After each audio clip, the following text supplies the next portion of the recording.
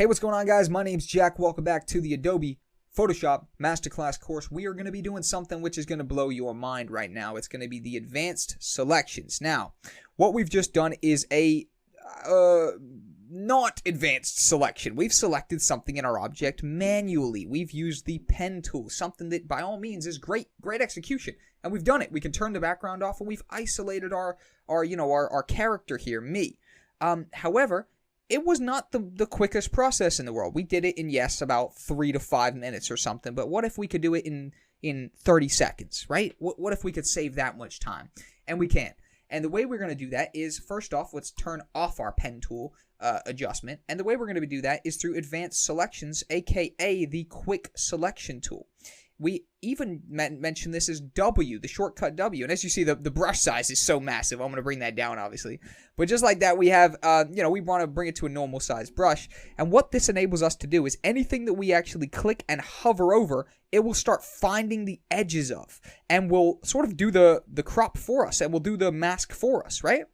As you see, all I've done is start on my head and start to drag down. And instantly, through AI, what this does is it starts identifying the edges of the objects, and it starts figuring out that, all right, they probably, because they're, they being us, we're dragging the mouse over the objects we want, and it's actually going to kind of highlight those opposed to other objects and actually enable us to single them out. Now, there's a couple things that go haywire down here, but if it does attach and sort of select stuff you don't want selected, you can click the minus selection tool, and again, just hover it over, and the AI will find the edges, as it's just done right there. And there's something interesting that our headphones have. They have this little gap up here, which is we see if we turn this off and turn back on the other one, we didn't mask out these gaps, so there's still a bit of the gray wall behind it. Now, that's not ideal. What we could do here with the all selection tool, which is super simple, is just make this brush nice and small so it can fit in there, and simply click once. And the AI will select all of the area. Now, there's that tiny bit of gray up there, I know, but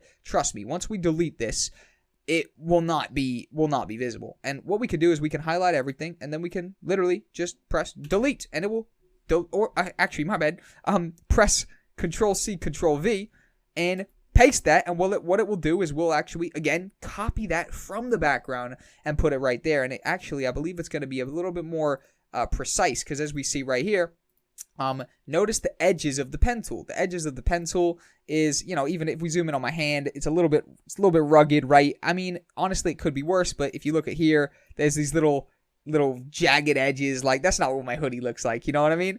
But if we turn on the actual pen tool, or the actual quick selection tool, it's much more of a kind of, rounded, sort of normal. It's off by a couple pixels, don't get me wrong, and inevitably it always will be, but overall it's a little bit more of a realistic capture of what we're doing. And not to mention, this entire video right here has literally been probably half the time of the other one.